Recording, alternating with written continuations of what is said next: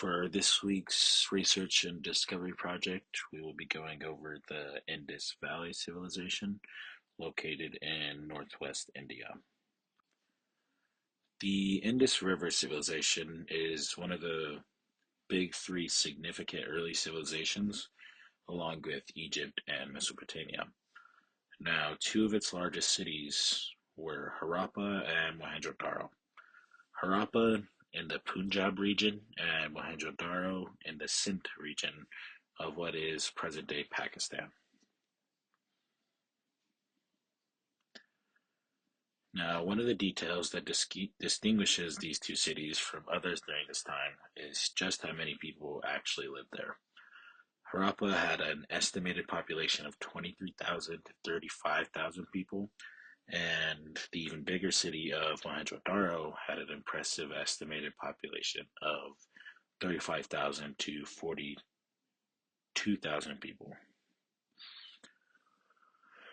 Now, the main reason that so many people could live in the same place was the Indus River itself. Without it, there would never be enough food to supply such a large population. The Indus people took the tried and true strategy seen from the Mesopotamians, which is start around a large river, develop irrigation so that you can have a base of agriculture, and then grow more food than you could ever really dream of during this time. Some of the plants that they farmed were wheat and barley, which seemed to be the cornerstone of any civilization, really, and field peas, mustard, sesame, and more.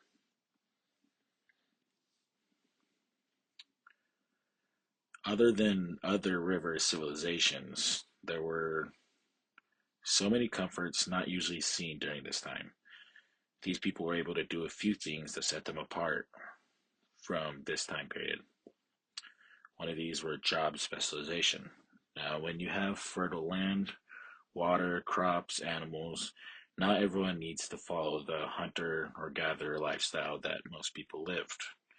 You can have people that devote their time to specific tasks such as pottery, weaving, bronze casting, tool making, and many other things that aren't seen unless you, as a civilization, are well off to afford this.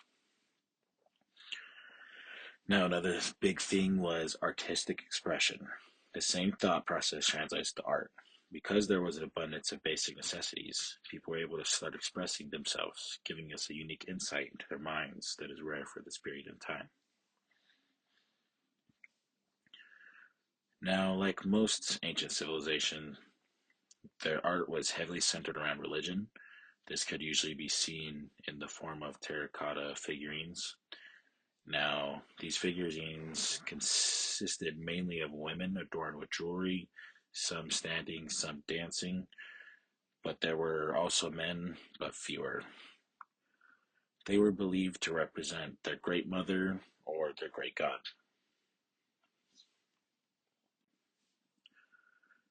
Now, one of the more famous figurines found in the Indus is the bearded man. This man was found in Mohenjo-daro and was carved from soapstone, as most of their figurines or artifacts are. Now, it is interpreted as a priest draped in a shawl that is designed with a unique foil pattern that I think is pretty impressively made.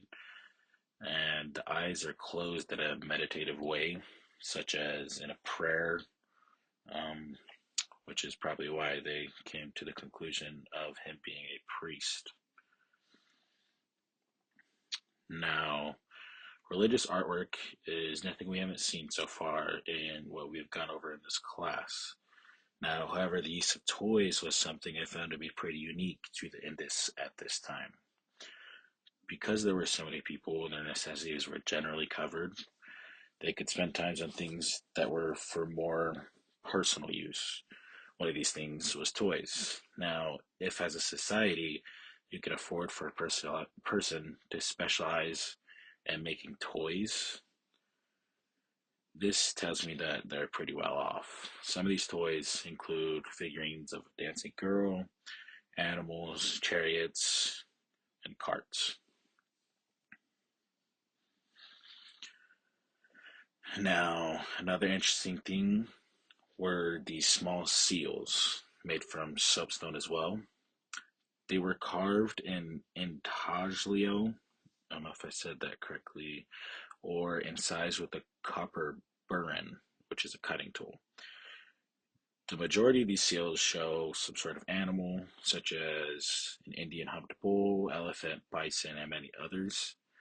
And these seals frequently stood before ritual objects such as a standard manger or incense burner, which is pretty standard for most artwork coming from these ancient civilizations.